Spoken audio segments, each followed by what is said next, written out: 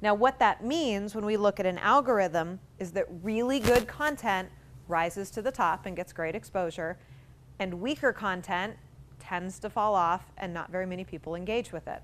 Because if no one's engaging with it, there's no reason for Twitter to show it to people, okay?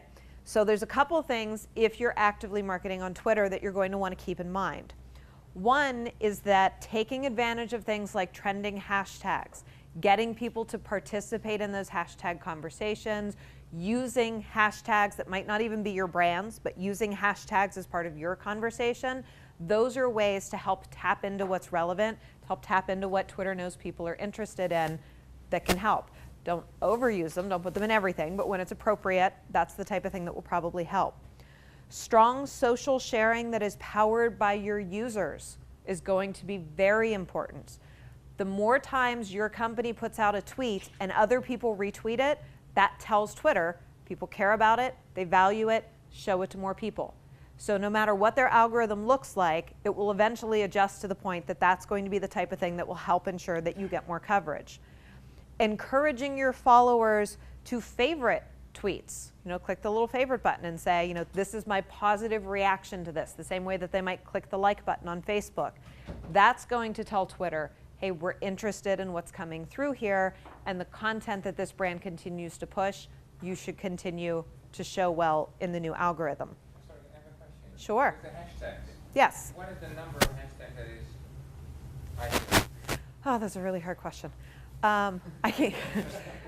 One, because I've never seen specific data on it. It's one that I'm very curious on, and I've seen studies around Instagram that will actually say that on Instagram, once you hit about 6, you tend to get higher numbers, and it's somewhere between about 6 and 15 hashtags is like the sweet spot on Instagram, but I've never found a study that really analyzes Twitter to be able to give you that data to say, industry-wide, this is what performs the best.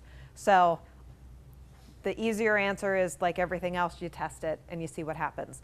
But I think the thing to keep in mind on Twitter is when there's limits of how many characters can be involved, you don't usually want to have more than 2 or 3 because you're so dramatically limiting your space that you can't do as much with it. Building on that, but as a business, if you require 6 to 15 hashtags, then how do you let your end consumer know that we need to put 6 to 15 hashtags? That's like a bit too much. So you usually have 1 or 2 hashtags. So how do you balance that out? Okay, so when I'm saying 6 to 15 hashtags, I mean if you're posting to Instagram as a brand, that's how many hashtags you might want to consider including on a post that you as a brand put up. You clearly can't control what consumers do. And with consumers, you want to stay focused on really just one campaign hashtag.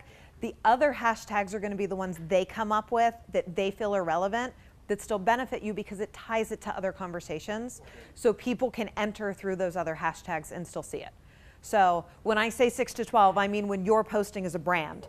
Yes, to some place like Instagram, not to Twitter. Please don't put 6 to 12 hashtags in your Twitter because that won't work.